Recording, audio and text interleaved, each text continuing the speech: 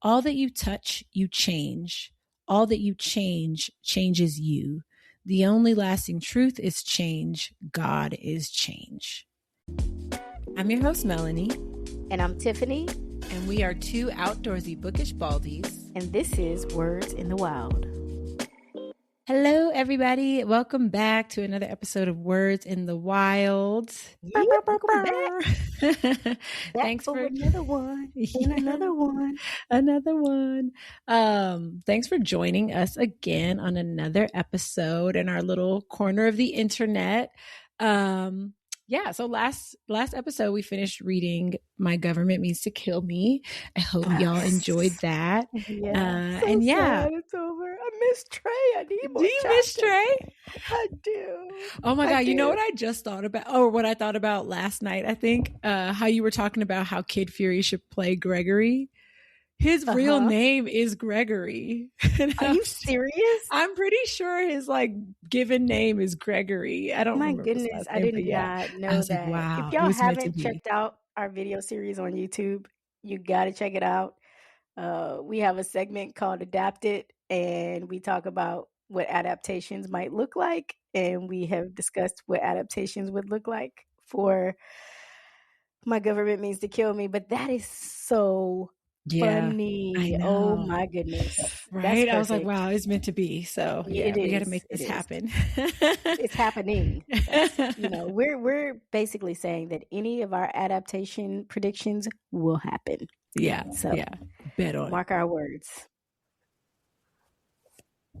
But this week, we are starting a new book, Parable of the Sower by the Octavia Butler. I am so stoked. What'd you say? T-H-E. The T-H-E. Yeah. The Octavia Butler, Parable of the Sower. It is the first in what is now a 2-part series. So there's Parable of the Sower and Parable of the Towns. I recently learned that it was meant to be a longer series. Three parts, maybe? I think, okay, so I'm actually confused about that because ChatGPT or AI was like, it's supposed to be a 4-part series, but it also named 4 books that were supposed to come after the second book. So I think it was actually supposed to be a 6-part series. And I will get into that. But unfortunately, Miss Butler passed before we could get the rest of those books. R.I.P. Rest in peace. We'll never know. We'll never know what other brilliance she had for us. But I think there's still so much in these 2 books. So I'm excited to get into Parable of the Sower, and I'm excited for y'all to join us. So I'll just do a little quick about the author. Let's go. Octavia Estelle Butler, Miss Octavia Estelle Butler, born in 1947. She passed in 2006, and she was born in Pasadena, California. She is the first Black female author to gain mainstream popularity in the realm of science fiction. I actually learned yesterday that this book, Parable of the Sower, is technically considered science fiction, but I think the way the author described it, because it takes place on Earth and has at least the story, the primary background of the story happens on Earth. It's called mundane science fiction is the subgenre. What? Yeah, but I've never heard of that. Yeah, I mean, I'm not a science fiction girly like that, but I thought that was really interesting. And are you? Mm-hmm. Oh, yeah. I didn't know that. I mean, between sci-fi, horror, paranormal, that kind of futuristic. Yes, give me all of that. Yeah. So this definitely piqued a level of interest that I wasn't expecting. Okay. It's kind of open the floodgate of I want more. Ooh, okay. I mean, and also I did go to a Sundance film festival 2 years in a row. Mm-hmm. And there was always kind of this category for not necessarily sci-fi.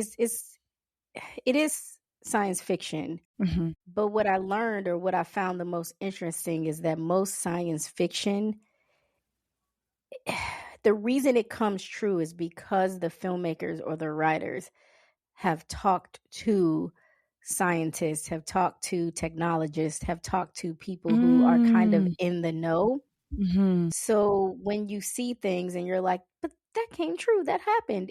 They kind of knew They did their cell research. phones were going to happen and that they would possibly look like this. And so it's always interesting because I went to a panel and I can't remember the name of the film. I'm sorry, it's escaping me, but the film was actually, it was good. It wasn't as good as I felt like I thought it was going to be, but it was Yeah. basically about women being able to carry babies outside of their body in like an artificial womb. Whoa. Yeah. So the filmmaker of that had talked to doctors and scientists Yeah. and the idea of having the ability to not physically carry a baby, Yeah. but it still be your baby and all of your genes and cells and all these things, and you kind of like look at it in this egg and you can watch it grow. Wow. And I'm like, that's probably going to happen. And but she Yeah. was talking about how she did the research for the film, and I was like, oh, I actually, that's why that stuff be happening. there's this show called Through the Wormhole, and it's hosted by Morgan Freeman. It used to be on the Science Channel. It's really good. I highly recommend it. But it's very much like it kind of poses these like existential type questions and then talks to scientists who are like doing related research and kind of like tries to hypothesize some answers based on like real research that's happening.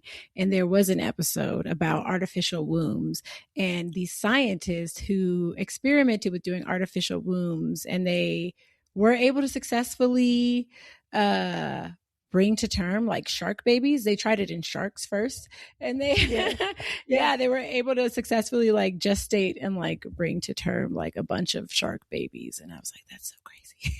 So wow. Yeah.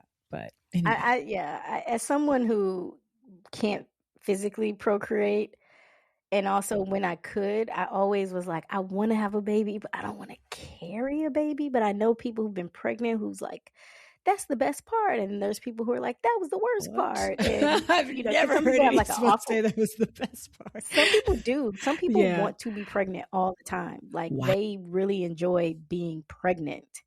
Like that whole, but some people just have an amazing experience. I think like the sex is better. They just their skin is better. There's like a lot. Their hair grows going longer. on. I've heard that too.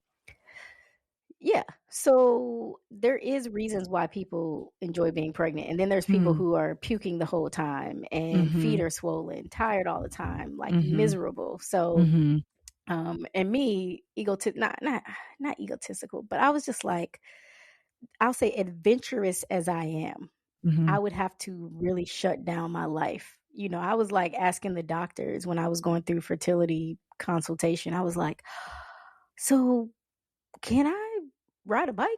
How long can I ride a bike until, like, when do I got to stop riding? And it was just like knowing that. And then I was like, oh, I can climb, but I got to be on a rope, and like trying to negotiate how my life can continue. And my Lord, today I was like, I want a baby, but can I just get one of those external wombs and have that little thing? I'll be like, hey, baby, I take you to work with me every day. Like, But, oh my God, can you imagine? Wow. Technology. By the time they have that, I'll probably be 80 and be like, oh, in my day, I thought that was going to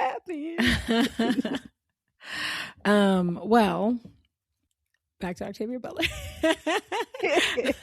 I loved as our usual, we always float off. About us, we gonna segue. So it's okay. We didn't do a wellness check-in, so y'all gonna get these random bites.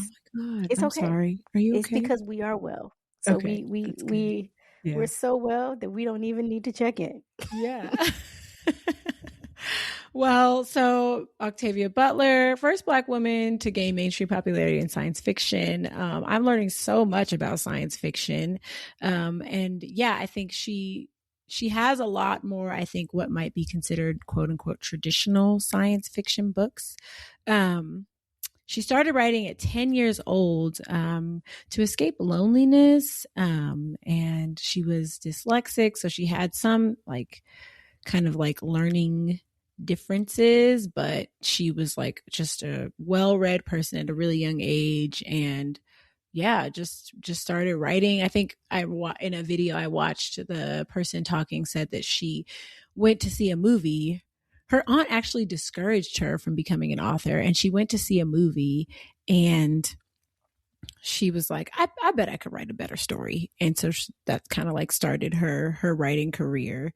Her first novel that she published was called Pattern Master, and it's a part of a series. I think one of the books in there is Wild Seed, if you've heard of that book. I haven't read it, but it's another one that I have on my shelf as a collector. That one was published in 1976. And since then, including Pattern Master, she's published 13 novels and several short stories during her career.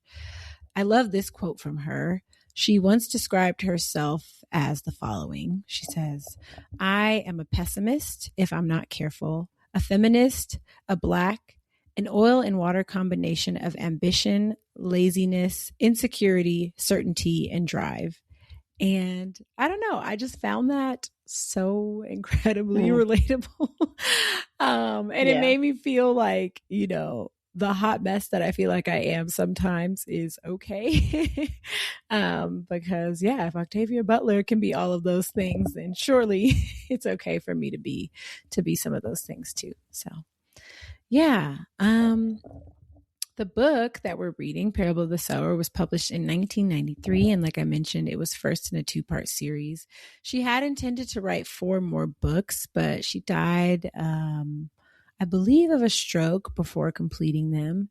The next one in the series was supposed to be called Parable of the Trickster, and then Parable of the Teacher, Parable of Chaos, and Parable of Clay. We will never get those stories, unfortunately, but I am still so stoked about the stories that we have.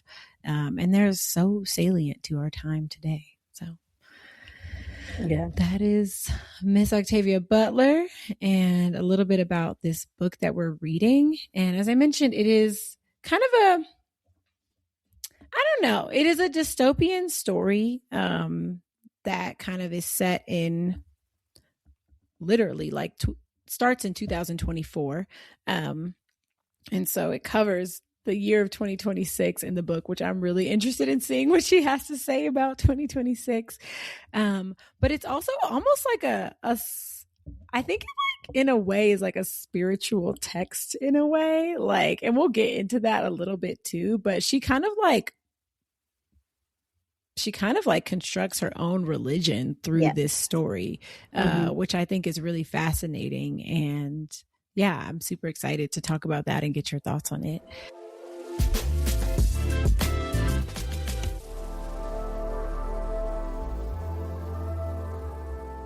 So I'll dive into a quick little recap.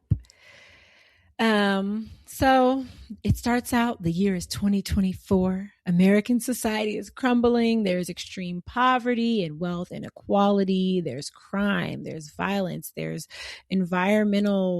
the environment is like crumbling and dissolving. There's scarcity of food and water.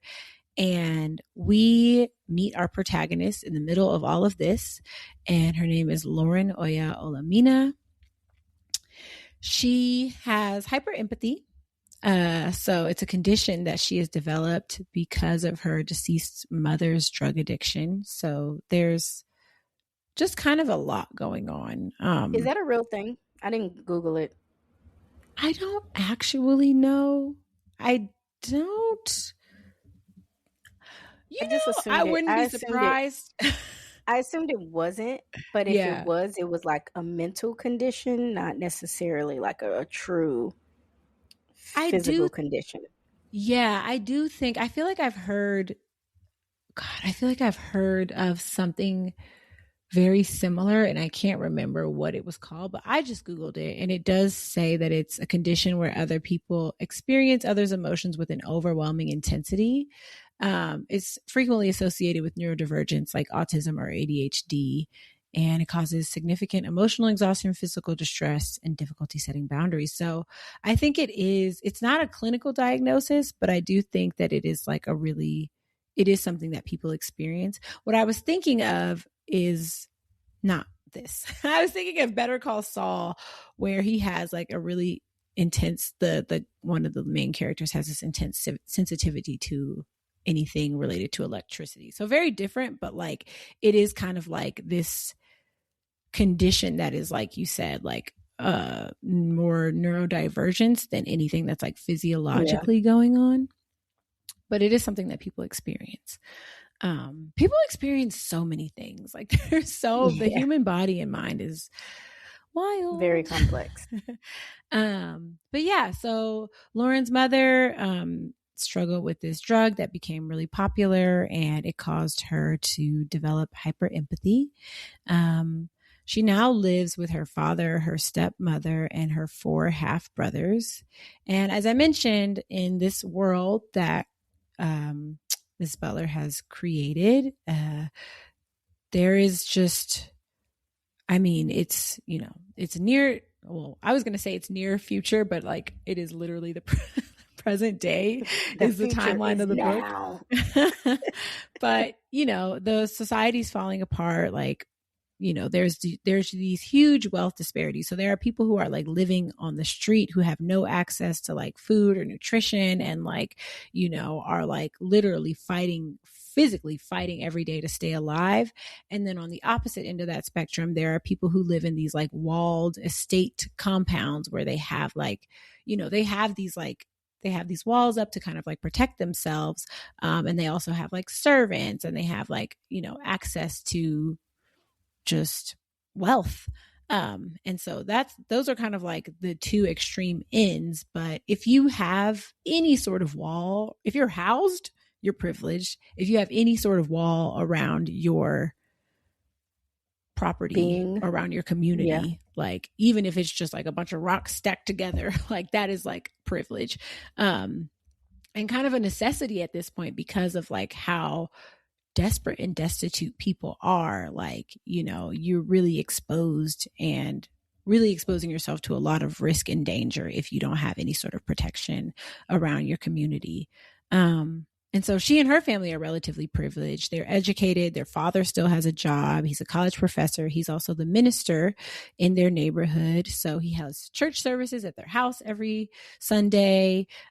People get baptized, and they happen to live in a walled community that has like a key. So there's like some barrier between them and the outside world. But just outside of their community walls, there are people on the street, like fighting for their lives, struggling, and they constantly face the threat of like intruders.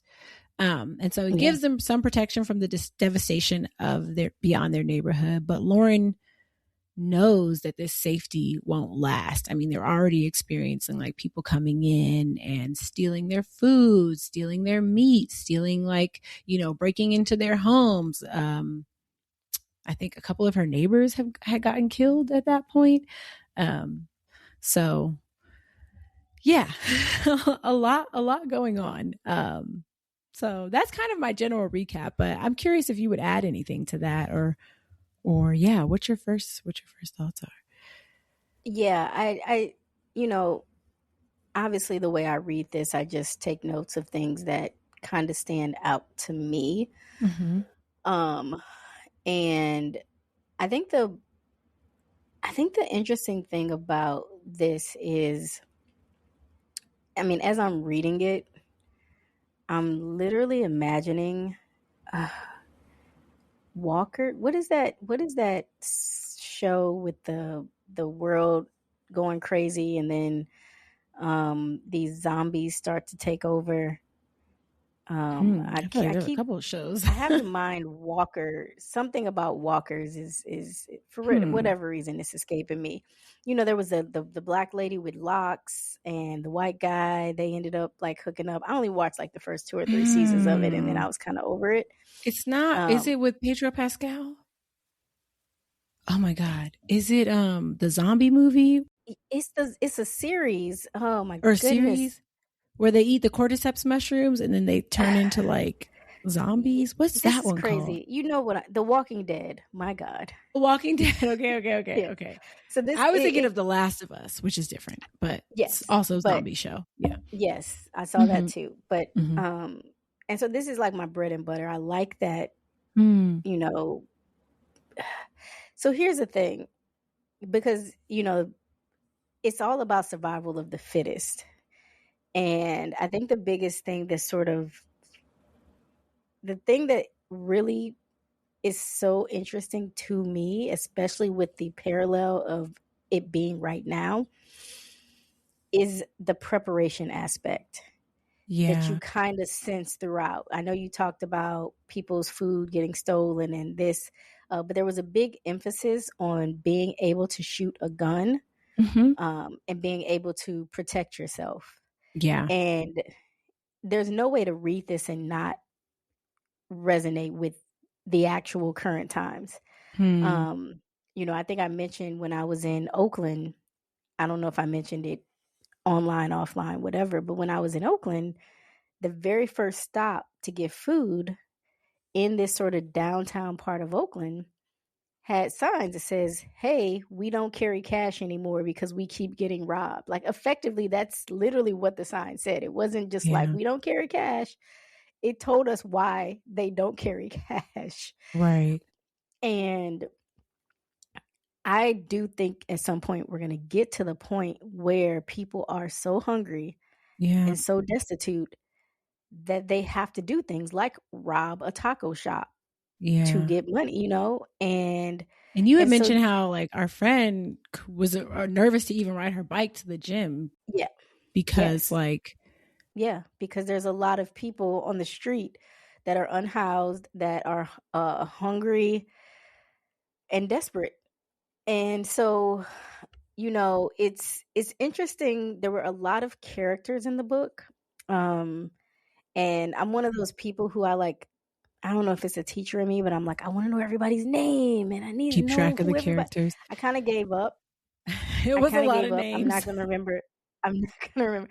And books like that usually turn me off, but I had to like recenter myself and just focus on Lauren, because it was Yeah. obvious this is Lauren's story Right. and everybody else is just sort of supporting actors in their relationship.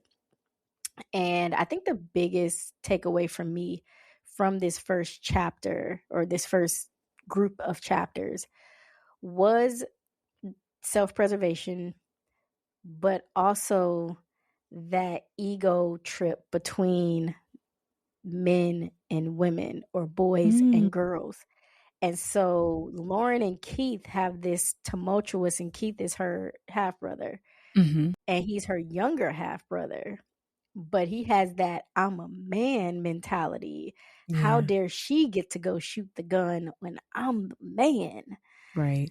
And it's like, baby, you're a boy and you're acting Yeah. like a boy, and you're doing boy stuff, like typical, and, I don't want to get too far into it because it kind of ends around where things get crazy with him. But Yeah. I think the biggest takeaway for me, yeah, was just kind of seeing this sort of like buildup of knowing how to protect yourself Yeah. and how to survive. And that's having your survival kit, knowing how to grow your own food, making sure you know how to shoot a gun. Because even if you have a wall around you, someone will come over the wall. Someone will figure out a way to get up and over that wall, no matter how much glass, how much barbed wire, what you put up there. And then the intersection of religion, which really resonated with me, coming from growing up Methodist and having family who was very involved in the church, not in the sense of like going to church 3-4 days a week type of going to church, Mm-hmm. but knowing like the financial situation of the church, and churches being what I felt, money hungry and all about money, and it wasn't about the people, and being very judgmental but also being hypocrites.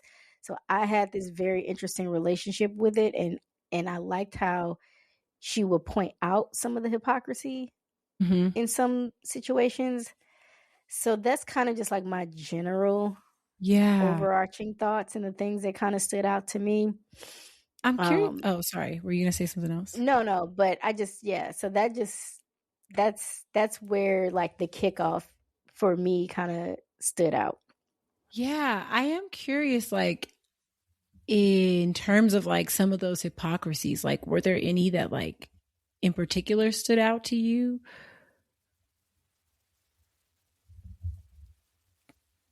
I think, I don't know if I wrote anything down. Okay. I think what it was probably that sort of conversation where she was, they had the situation with one of her best friends. She was trying to Joe. like warn her best friend and say, "Hey, y'all need to get it together. Y'all need to like ish is about to hit the fan Yeah. here." Like, and honestly, she was kind of like essentially scaring this child. And then this child runs back home and tells the dad, oh yeah, Yeah. yeah. And I have a page that I reference. And then she runs back and tells her family, and then they steal the book that she borrowed. And the Yeah. dad is like trying to discipline her, but also agreeing with her, kind of like, yes, I agree with you. We should have everybody should have like an emergency plan, and everybody. And God, I just went to a thing last year talking about what we need to have like emergency plans and what to do if the internet goes down. And yeah, anyway, still very, very close to home. But it was like, you I like that he kind of said you need to educate people and not scare them.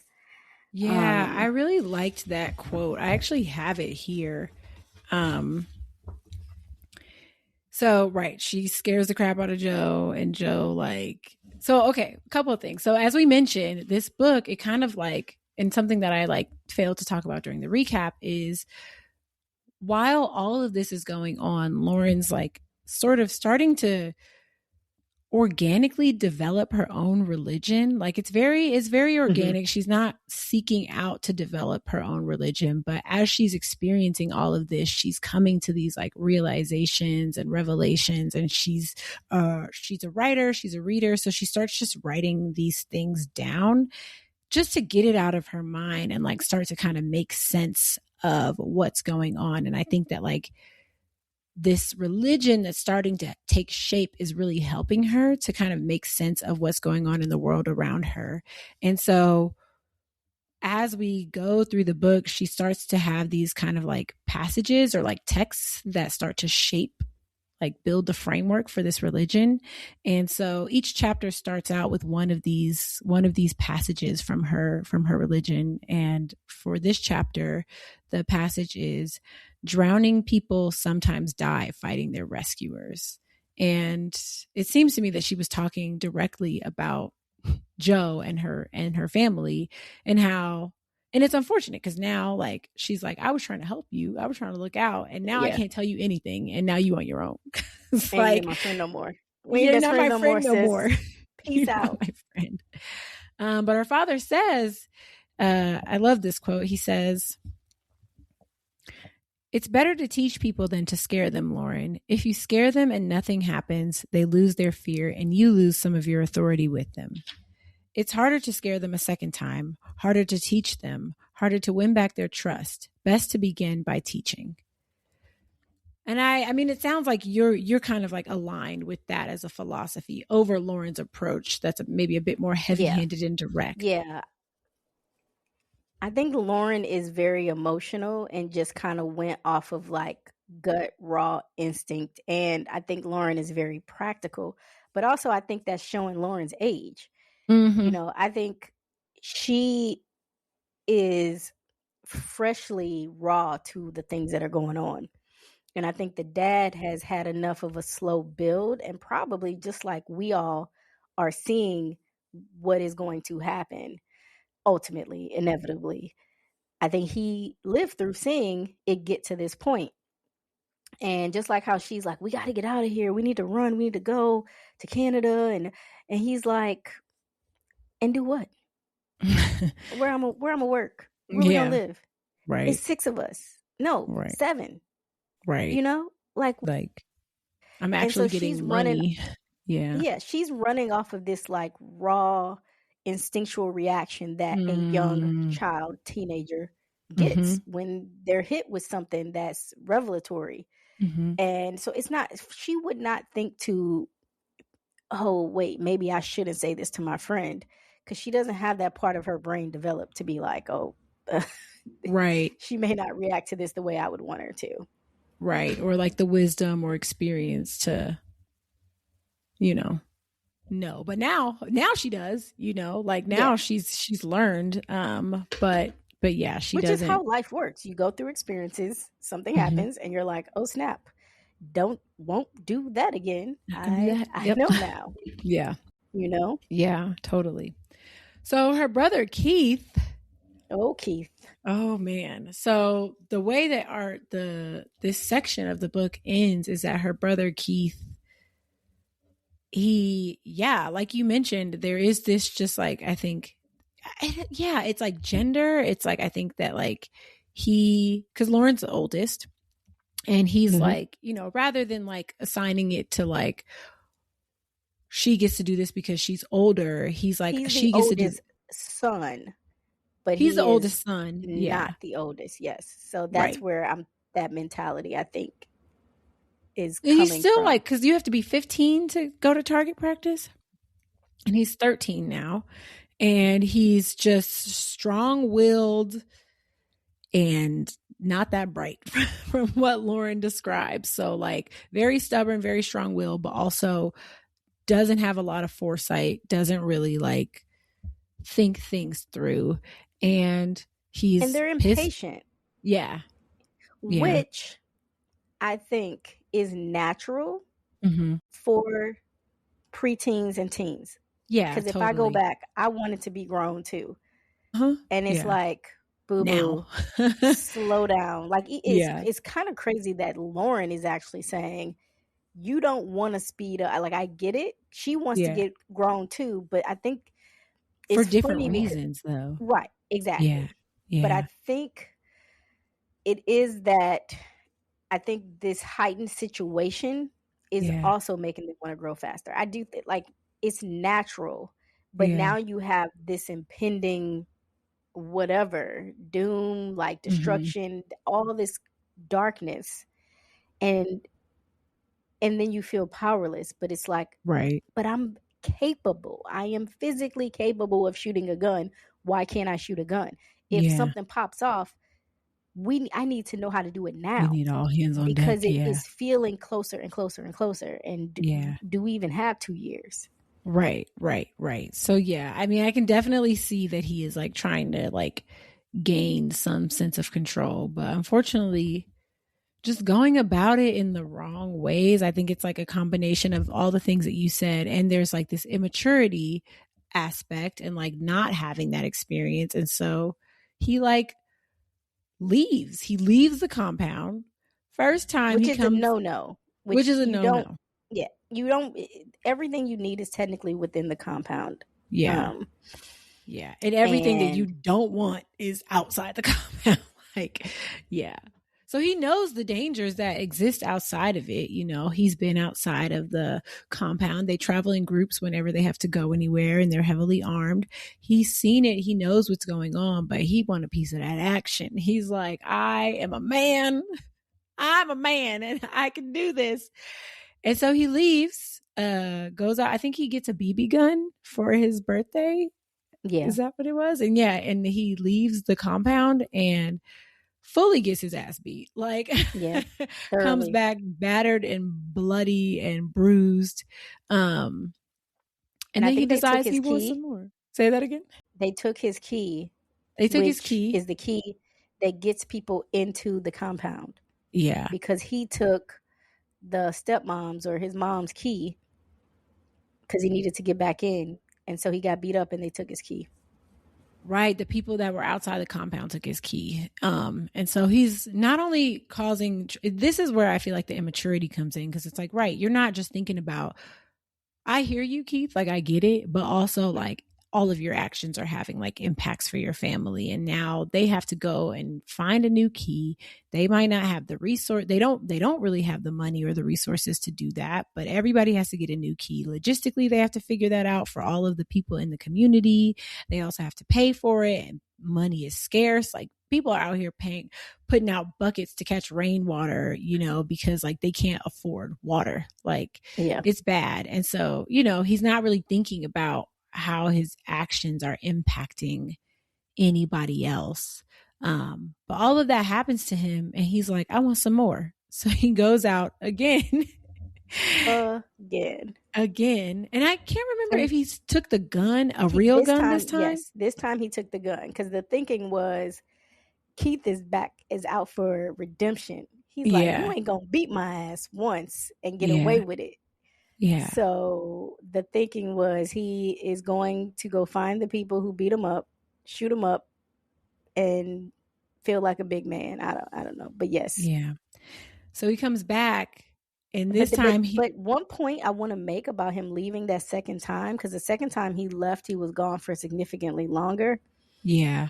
And one of the interesting things that they put into this book, because I'm so fascinated when reading these futuristic books and like, would this ever become a thing? Is that if you call the cops, you have to pay a fee. And so, just like you saying, he's only thinking about himself and not how it's going to impact his family or anyone else in the community. I think they ended up having to call the cops because they were so worried because he was gone for so long. Right. And that costs money that this family and most families do not have. So the irony is, like, now people don't want to call the cops because they're worried that something's going to happen. Mm-hmm. Now the way the police system is set up is that if you call the cops and it's not, it's serious, whether it's serious or not, you're going to have to pay a fee for cops to come out. Mm-hmm. And I don't know why that was so interesting to me, because I was like, wow. Yeah. I mean, nobody wants to call them anyway, but like, imagine needing the cops and not being able to afford. I mean, I guess now it's like when people need to go to the hospital and they can't afford the ambulance ride. Yeah. Right. Yeah. It's wild. Yeah. And it's like you're paying for the police, but the quality of the services hasn't improved. Like, they still are taking several days to like handle whatever the situation is that you are calling them about. Like, it's still, Yeah. It's not like you're getting what you pay for. You just have to pay for it because everything costs money right now. So Keith comes back. This time he's unbruised, but his dad makes sure to like change that. And his dad ends up like whooping him. And Lauren's like messed up because she witnesses this, and because of her hyper empathy, like she like ends up also getting sick to her stomach and like passing out multiple times after witnessing how badly her father beat her brother. And that was an interesting thing that kind of like stood out to me, because I think that, like, I don't know, as a Black person, I can definitely relate to that. You said you didn't get spanked as a kid. No, I didn't, but I witnessed a plethora. Like, every one of my mom's closest siblings, the full ones, I'll just say that because I think she has some half siblings that I didn't really know, but all of my mom's sisters, thoroughly. Well, the oldest one I would say I didn't witness it, so I don't know. But the two younger sisters of my mom, they went to work on their kids. So I've witnessed the beatings and people getting beat. But again, truthfully, I was naturally, and this isn't like a cocky thing, I was just not a bad kid. Like, I had one moment as a teenager, as teenagers do, and I said something sideways and I deserved to get slapped, and I got slapped, but I never got whoopings. Like, nobody bent me over and beat me and whooped my butt. Now, my dad, when he was around, was a threatener, Mm-hmm. um, and it was one of those situations where I was very spoiled, and so if my mom said take out the trash, I'd be like, okay, and then like 3 hours later, my dad would come in. You So better you take ain't out take that out the motherfucking trash. trash? Out there. Yeah. So, Right. Yeah. so Yeah. then it was like, That okay, was yes, enough. we're Yeah. getting the trash out now. Yeah. Yeah. So, but I thought it was more interesting because he was a pastor, although I don't know that life. Yeah. Because I guess I just assumed that men of the cloth didn't do that. And I could be wrong. Our religious fam out there listening, let me know, because I don't Yeah. know how that works. Maybe they do be getting down with the get down, but Yeah. I think I that was like, more so surprised he did it because of that, yeah. um, and not like, oh yeah, he's a black daddy. Of course he gonna beat that boy. Yeah, it's interesting that you say that because I've been reading King, so it's MLK's new biography, and his father was also a minister, and his father was a strict disciplinarian and did spank his children. So, I think it's probably more common Okay, there you than we go. See, realize. Yeah, I don't know. yeah. That's good to know. Yeah, yeah. I think it's probably more common than we realize. And yeah, I don't know. I feel like at least when it comes to Black people or like my parents, my family, unfortunately, like I think that that's just like the tools that they were given for disciplining children. And I don't agree with corporal punishment personally. Like I also don't have kids, so I haven't been tested to the point where I would have to where I would be tempted to spank a child. But as someone who experienced that, I don't think that it was the right way. I don't think it was the right way to reach me personally. But yeah, I mean, I think that they, I'm sure Keith's dad was very angry. But I don't think that he beat his son out of anger. I think that in his mind, he was doing it mostly out of protection and maybe if I beat you bad enough, you won't go out looking for somebody else to do this to you. But it didn't work. And it literally did the opposite. It did not work. I think you might as well just gave that boy a gun and just give him what he wants. But that's literally the worst thing to do when somebody is a brat like that, is to give them exactly what they want. So it's kind of a lose-lose in my mind. Yeah. So he ended up leaving again. And this time he stays away for even longer. But when he does come back, he comes back and avoids his dad. So he comes back at a time when he knows his father's away, and he gives his mother just a fat stack of cash. And so we don't know what Keith is doing. We don't know. And he got new clothes. He had new clothes. I don't know if he had a new weapon, but he had a bunch of money and new clothes. And he goes and he leaves again. He goes, brings his mom a bunch of money, and he leaves again. So he got a condo up in I don't know. They're in California somewhere, right? Yep. This is yeah. They're close to LA. I want to say Robledo is what it was called. So maybe he went to Pasadena and got himself a little condo. I don't know. He is living it up wherever he's going. I am so we do our predictions. We like to do our predictions. And then we forget the next week, but that's okay. I would try to put it in the show notes so we can remember. Yes. But 2 questions. A, what do you think Keith is doing for money? And B, what do you think happens to him in the long run? Do you think he makes it and survives? Do you think by the end of this book, Keith's still going to be with us? So by the end of the book or by the next set of chapters, do you want me to predict what's happening moving forward? I'm interested in both. Because I don't know, because I feel like I need more. I don't know if I can guess his ultimate. I feel like it's too soon to guess his end game outcome. Yeah. But what I will guess is what I think Keith is doing for money. I don't know what he did the first night. So going back on my notes, between chapter 7 and 8, he went out 3 times, right? The third being this most recent one, which is where the chapter ended in 2025, I believe. Yeah, 2025. Uh-huh. I do think I know how he's getting money. I don't know where he's going, but where I think he might be going, I think he's going to the rich area. So you Okay. know how they, because Keith's family, Lauren's family is not wealthy. I feel like if I were to equate it, they'd be middle class. I think they're Mm-hmm. probably like middle class. Right. I think he's going to the rich neighborhoods and robbing houses Hmm. because of the fact that he got clothes too. Because we know the people who are living on the street are not, they ain't got money. Like, you just got to think, like, who's got money? Right. And somehow I think he's figured out how to break into these high-end compounds. How he did it, Mm-hmm. that part, I don't know.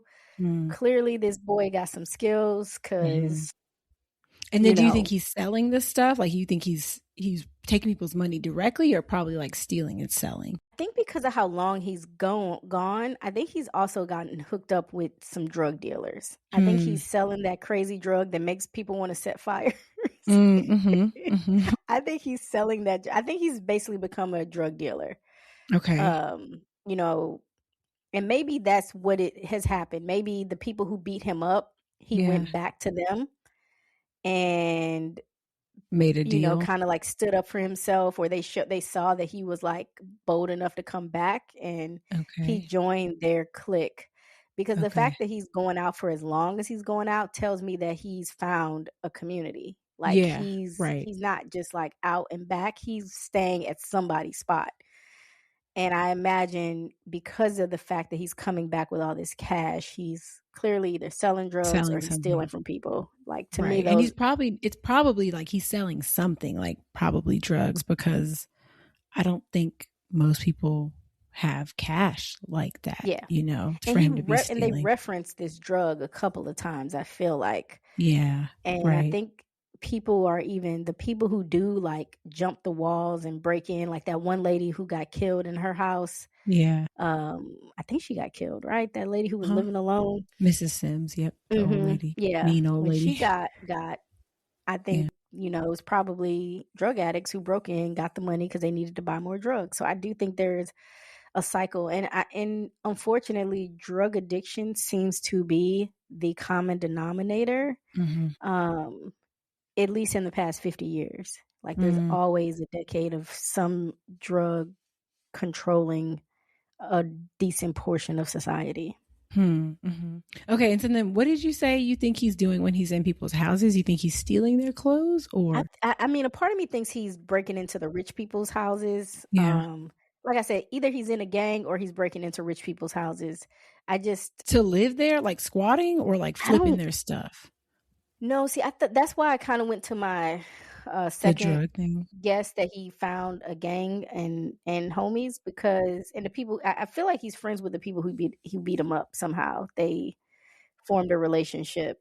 But my initial reaction was that where else could he be getting money and clothes is it's the rich people.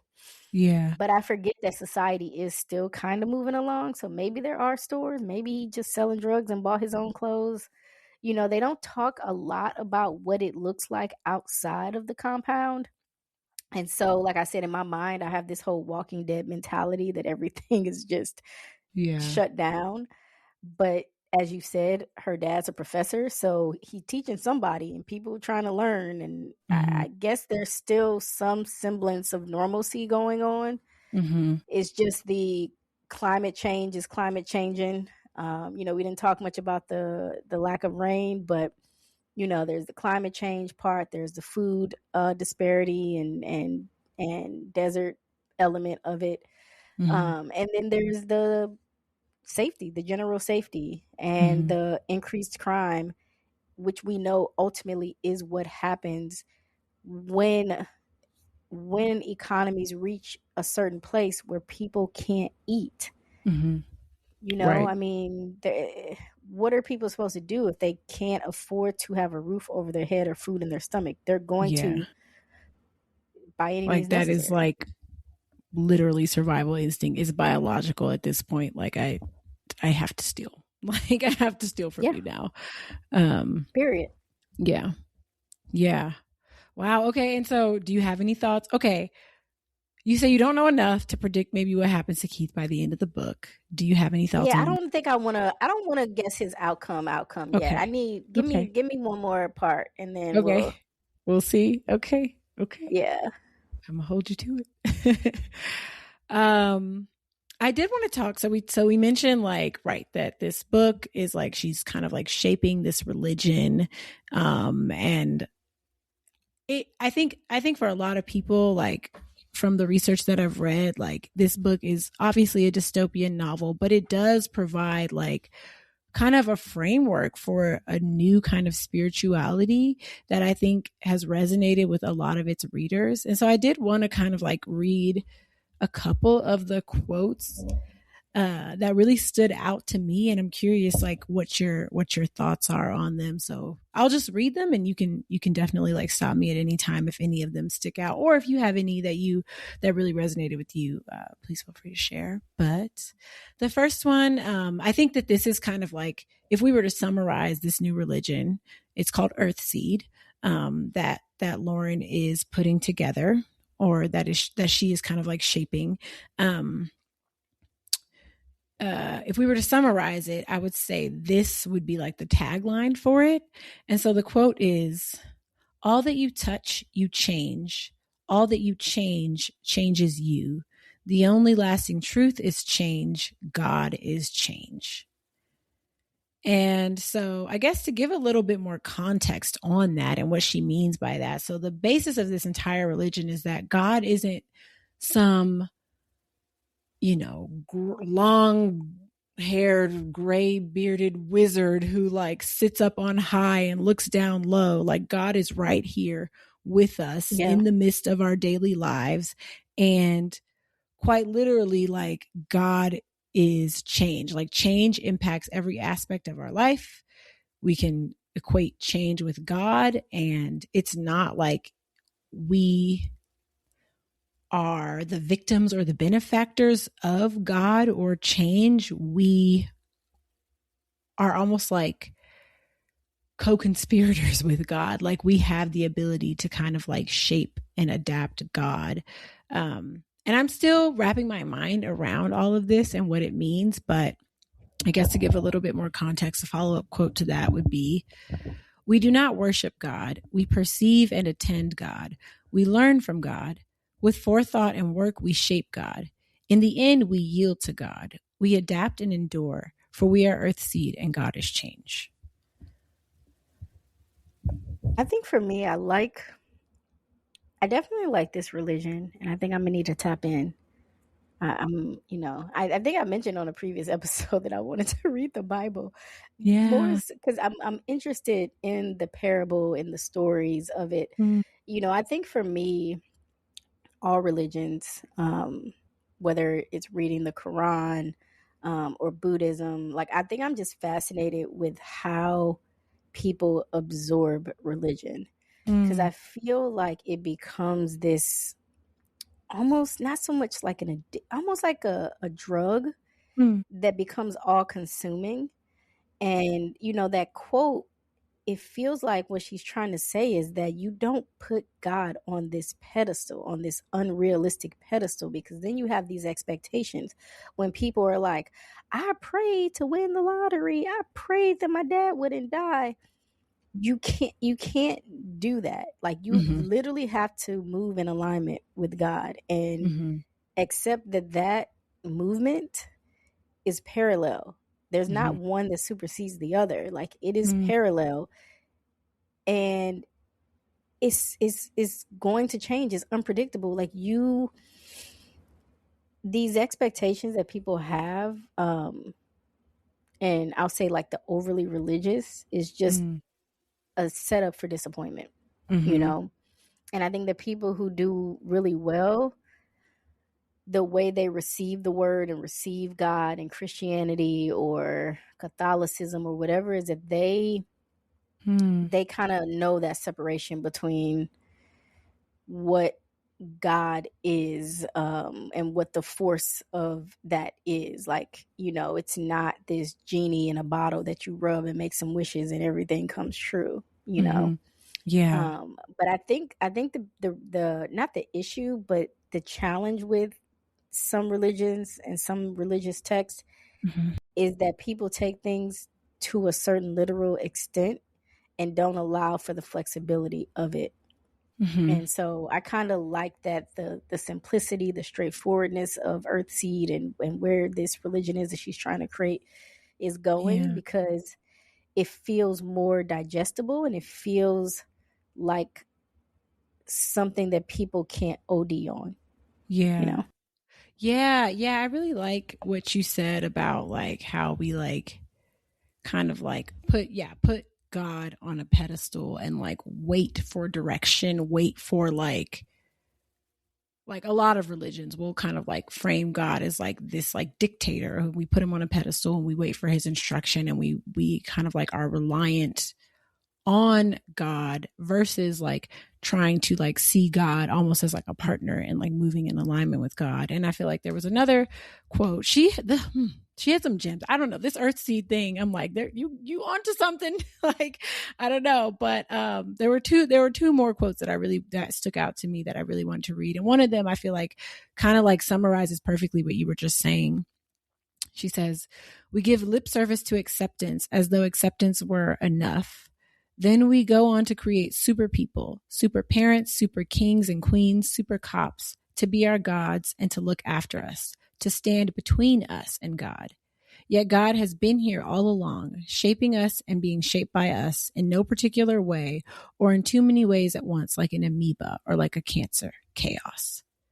And then you also touched on like the different religions. And I do think that like she did research on like a lot of different religions to kind of like inform some of her thinking. And obviously this being a science fiction book, I'm sure she did a lot of research on science too. But another quote that really stood out to me was, "Everyone knows that change is inevitable. From the second law of thermodynamics to Darwinian evolution, from Buddhism's insistence that nothing is permanent and all suffering results from our delusions of permanence, to the third chapter of Ecclesiastes, to everything there is a season.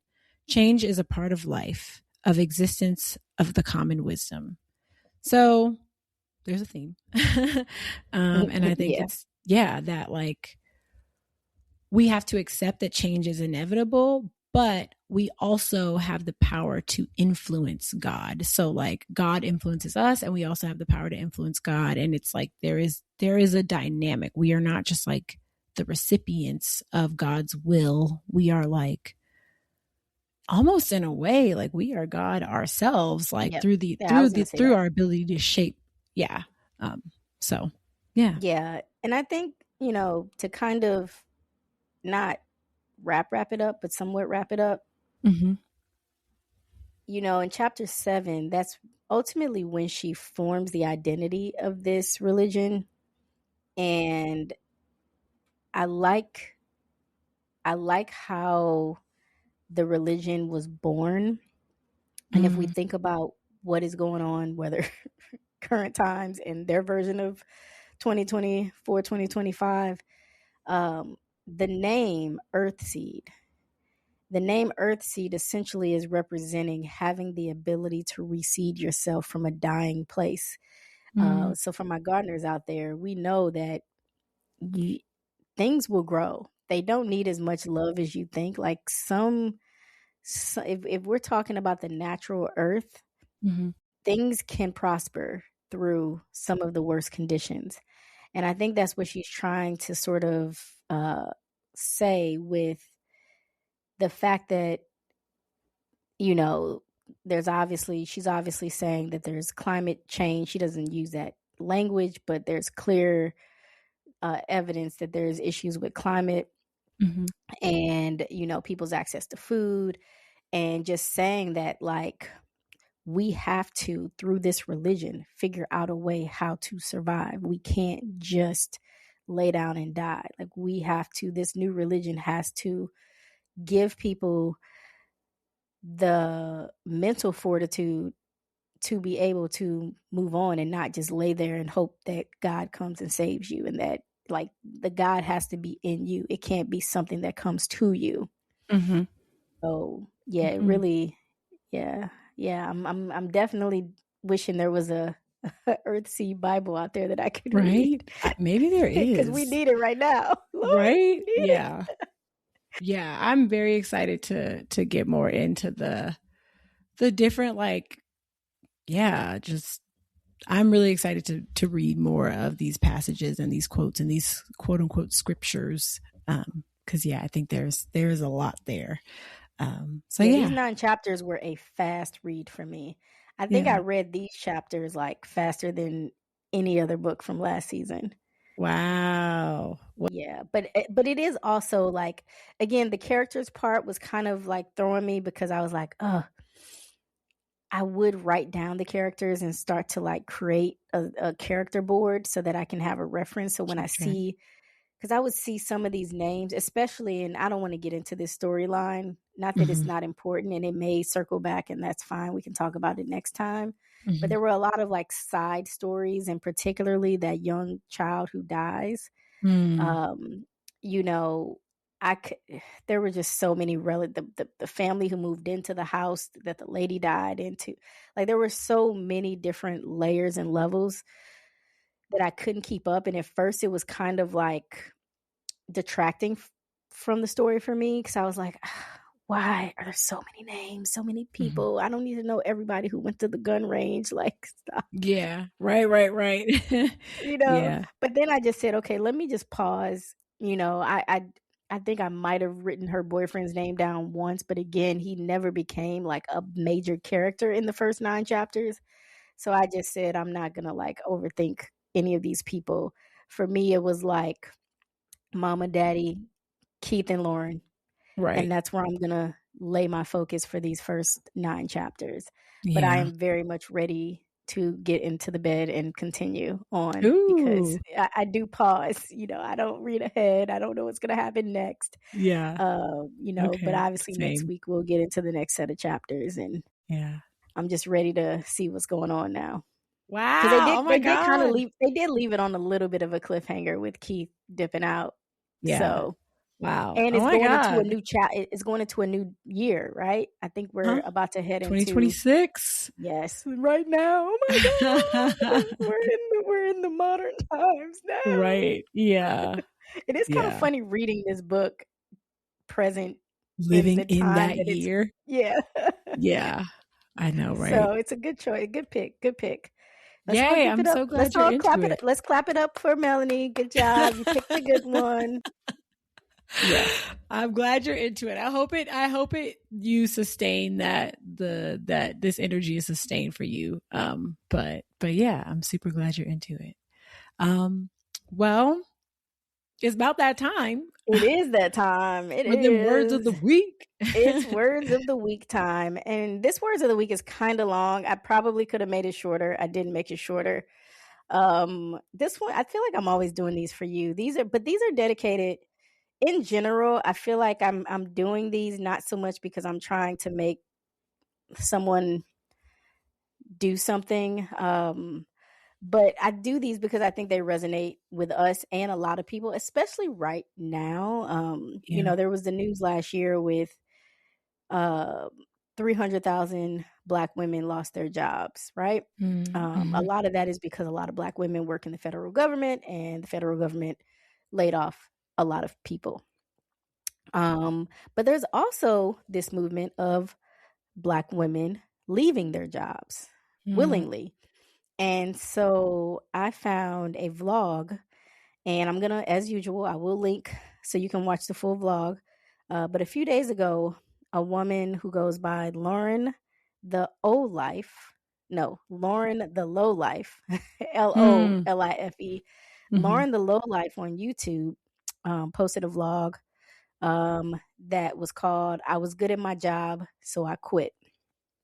Mm-hmm. So these words of the week is actually the teaser intro of her vlog. So it's a little bit longer than I would normally post, but I think you kind of need to hear the whole thing to get the context and to feel it. So I'm going to play that, and then we can discuss. Life has a funny way of nudging you when it's time to let something go. You don't always realize it in the moment, but once you're on the other side of it, it just feels so obvious. I spent 6 years jumping over obstacles in my 9-to-5. I convinced myself it was just advertising being advertising, and to be fair, I was good at my job. Like, really good. But there was this quiet feeling that kept coming up. I started asking myself, is this it? Shouldn't I be doing more? I read this book called The Big Leap by Gay Hendricks, and it talks about different zones of fulfillment. Basically, there's work that you're good at, but it doesn't fulfill you. That's your zone of excellence. Then there's work you do effortlessly that actually lights you up. That's your zone of genius. But I had to be honest with myself. I knew I was working in my zone of excellence, and I could have stayed there. I honestly would have been fine, comfortable even. But fine started to feel too small. So instead of just continuing to jump over every new obstacle, I finally asked myself if this path felt right to continue down. That question led me to quit my job, and I'm not entirely sure what's waiting for me down this new path, but I'm ready to find out. Word. Yeah. Yeah. I mean, as someone who quit a job last year, I quit a full-time job. Multiple reasons why that I will not get into. But, you know, and I like I said, I encourage you to watch the whole thing so you can hear the entire basis and story, and there's more to it, because obviously everyone can't just quit their job. But as someone who has worked in the financial space part-time for most of my life, I have always had an emergency fund. I've always had a savings. I've never, regardless of how much money I made, whether it was 5 figures, 6 figures, I've always had a nest, a fallback, a safety net. And I know, like I said, not everyone can do that. But with the current climate that we live in, for some reason, I just have this overwhelming feeling that life is short. And I don't want to wake up in 20 years and have spent my life 20 years in corporate or in a space that I was good at that did not fulfill me, that I would come home and want to have a drink every day, or it just brought down my vibrations. Like, I want to live a high vibrational life. And so, I knew quitting a full-time job when I know that I need health care was risky, but I had to weigh that. Like, I wanted to be happy and not content and stuck in something. Like, I could have health insurance but be unhappy. Like, it's kind of crazy. Or I could risk it, not have health insurance, and enjoy my life. And so I just wanted to play that for anybody who maybe needed to hear it and is wondering or worrying, like, if I walk away from this thing that I'm good at but doesn't fulfill me, I might end up happier. Like, to me, I'd rather make less money and be happy. I can take a job and make a lot of money, and I don't care what anybody says, but money does not. If money made people happy, then you wouldn't have millionaires committing suicide. Like, let's be real. We know that that's not true. And so, I just want people to find their joy and find their happiness and figure out that balance. Yeah. Word. Yeah. I'm sure I'm not the only person who's experiencing this, but it is, like, definitely salient to me. I also will not get into the details at this moment of my current situation, but I am kind of like, I feel like I'm approaching a crossroad of sorts in my life where it's like, I don't know. I feel like certain things are becoming illuminated. Like, I am like, there is an awareness. Like, I feel like I'm waking up a little bit in a way, and just realizing that, like, it is scary. It is scary to, like, kind of like make a decision like that. And it's a bold choice. But it's all in my hands. God has changed, And Bars, Earthseed represent. And I have the power to shape, my life. There are a lot of things that are out of my control, but I am within my control, and that is a lot. That's already quite enough to manage. And so, I do have, like, the ability to, like, shape and influence the outcome of my life. And yeah, it is just this, like, it's, it is interesting. And it's scary, but I feel like I'm waking up a little bit and just realizing that, it's like the stats are out there. Like, it's like the people's life expectancy is increasing, but the quality of life during those years is rapidly declining. And it's like, I do, what is better? Like, hopefully I live a long time. Like, I would like to live a long time, but I would also like a rich quality of life. And I think for me, the trade-off is becoming more and more worth it to like, and I think that like, if you are able to make enough to live, like the quality of life, like just having a better quality of life, I think increases your lifetime. Like I do think that there are also stats out there that say that like in general, people who are happier and have less stress live longer. So yeah, I don't know. This definitely like hits for me, and I feel like I am trying to like, regain control over some things, because it's like, man, corporate sucks. Like it sucks. It sucks. And it's starting to feel less and less and less worth it, especially when I look out at the world and it's like, oh, not like literally, like it's always been true that none of us are promised, tomorrow, but it's like, there's a song called by War called "The World Is a Ghetto." And I feel like that song just keeps like, it just keeps ringing out in my head. Like nothing feels guaranteed. Nothing really feels stable. Like even outside of my own personal life. Especially if you're an American right now. So I just feel like, I am like really trying to like find ways to like reclaim that control and just have a better quality of life. So thank you for sharing. Yeah. On that note, that is all we got for this week, folks. As usual, you can find us on Instagram at Words in the Wild Pod.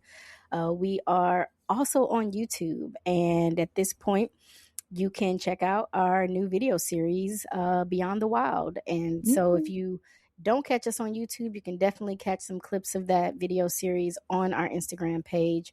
We've also created a Facebook group. So if you want to come together and talk about us talking about books, feel free to join our Facebook group. All of this is linked in the show notes. And just keep riding with us. We are loving this ride. We're really, really, really excited. I'm really excited about this book and really just the season in general. But again, I just thank everybody for tuning in with us each and every week. And just be well. That's all I can say is be well, enjoy yourselves, get outside. I need to figure out a winter recreational activity because I'm starting to lose it, not getting outside. But other than that, enjoy yourselves, and thanks for listening as always. Thank you. We'll see you next time. Words in the Wild, an adventure and wellness podcast produced by First Outdoor Company. Subscribe now and be sure to follow us on social media at Words in the Wild Pod.